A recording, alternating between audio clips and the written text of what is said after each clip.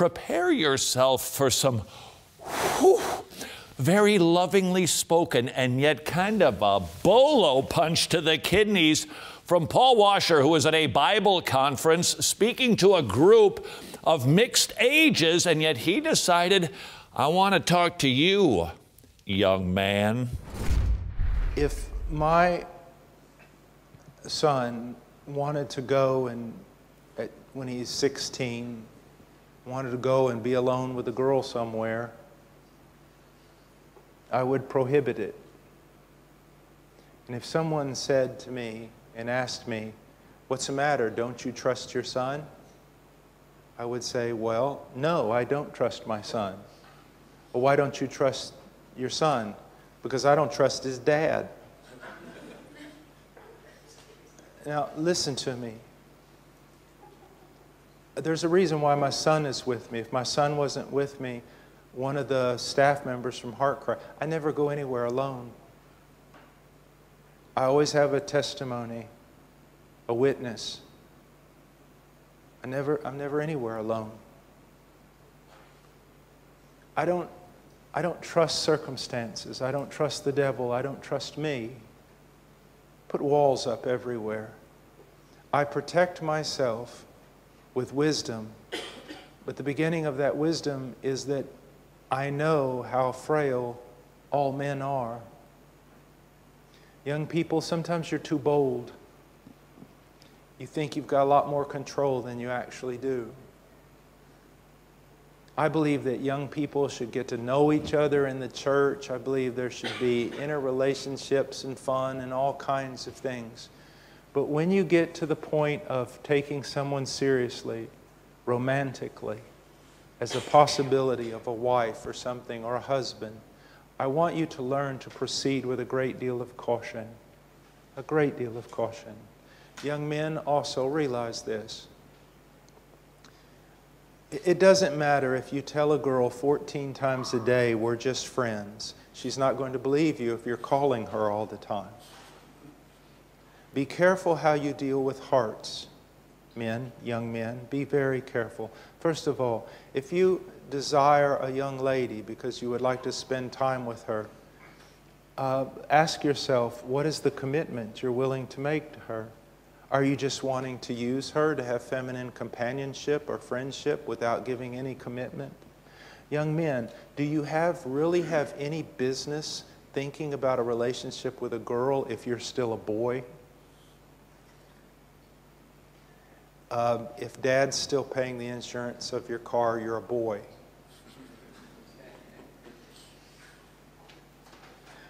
Boys don't play with girls. Men have relationships with girls, not boys. You see, guys, listen to me. This is very important. You should desire companionship. But companionship of a female requires that you be a man first. Okay? That means you're going to have to leave aside childish things. You young boys, even in your early teens, you need to be thinking about becoming men. Have you ever watched the movie Master and Commander? About the British fighting the French privateers. And when the two boats lock up, the two ships lock up in battle on the ancient seas there between England and France, the man who leads the Marines into the other boat and makes the charge is about 16 years old. The boy that's handling the helm on the boat is about 13, and he's already had his arm blown off in battle. What's the point? The point is, they were men. You live in a culture that wants to keep you as boys until you're 35. You run around with other boys. When you make money, you think about buying shoes and video games instead of saving money to put down payment on a house for a woman. You young men need to revamp the way you think. You need to think about growing into men as quickly as possible. As quickly as possible. And if you say that's not what I want, then you need to forget the idea of having companionship with a woman. I most certainly wouldn't let you get near my daughter. I'd beat the living daylights out of you. Think of it like this. You own a car dealership, and a young man walks in, and he starts looking around your showroom floor, kicking some tires, getting into the car, and then he says, you know what? I'd like to take this car for a test drive. Boom, the salesperson is all over it, and they go out for a spin. They come back to the show floor, and the young man says, well, thanks a lot. And he skedaddles, but he comes back the next Saturday, kicks some more tires, sits in the car, and takes another car for a test drive. When he returns with the salesperson, he says, adieu. Cut to the next Saturday, and the next Saturday, and the next Saturday, and the young man continues to take a test drive in your expensive vehicles. You instruct the salesperson, is that young man qualified? Can he even purchase this car? And upon asking the young man some fiduciary questions, you discover he's not capable of buying a bicycle, let alone an automobile. Would you, as the owner of some valuable cars, continue to let the young man drive them for fun without any ability to even purchase them? Of course you wouldn't. Young man, my daughter, other men's daughters, more valuable than a car.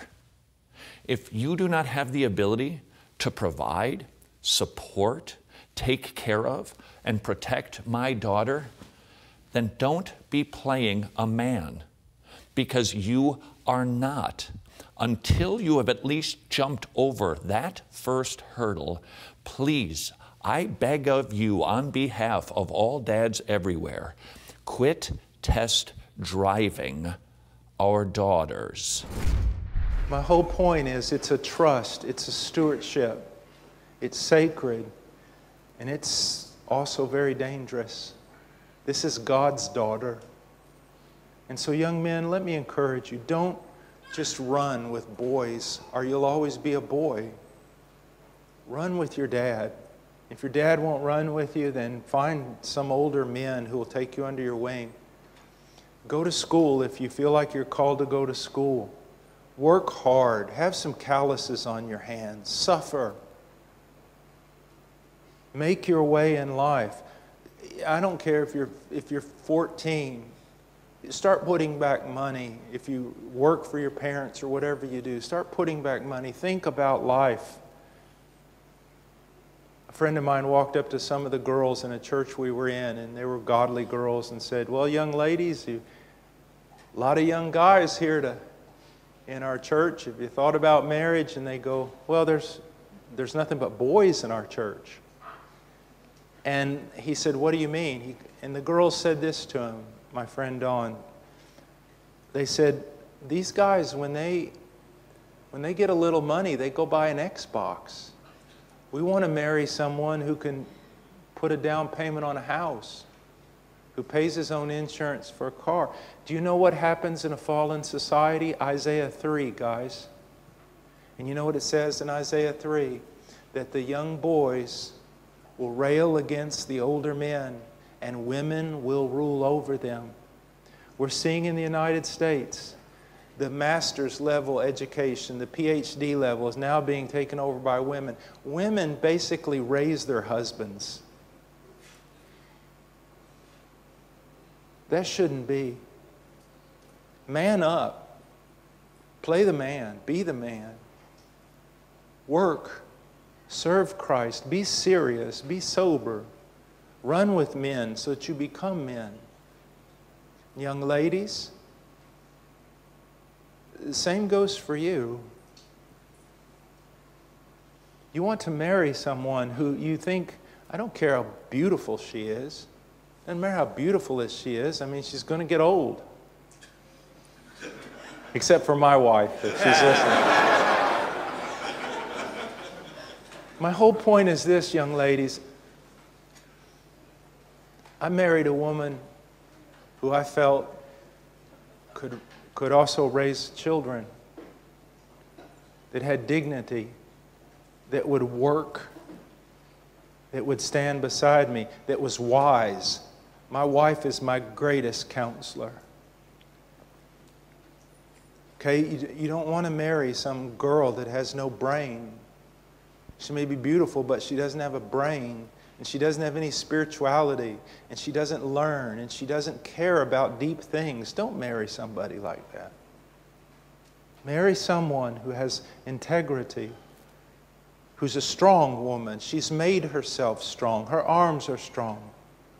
She's a woman who thinks, a woman who can help you and teach you. I know you didn't ask those questions, but I see our whole society and our church falling apart. My wife says that if a man-eating lion escaped from the zoo in the United States, he'd starve to death because there's no men to eat.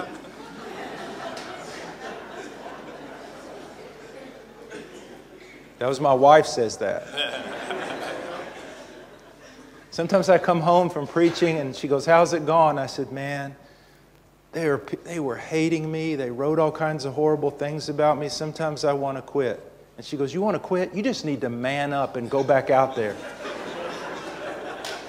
I told her, I said, "You want me to cancel this meeting, you know, because you're going to have a baby. I mean, you're up in the mountain on this cabin and all this stuff." And we had bears break into our house 3 times last year.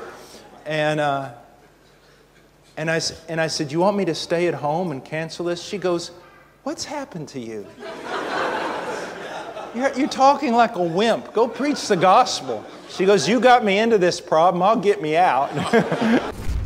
Your mileage may vary when it comes to leaving your wife when she's delivering a baby. The point is, press on to maturity. Lickety split. Look that up in your Strong's Concordance. It means make it snappy.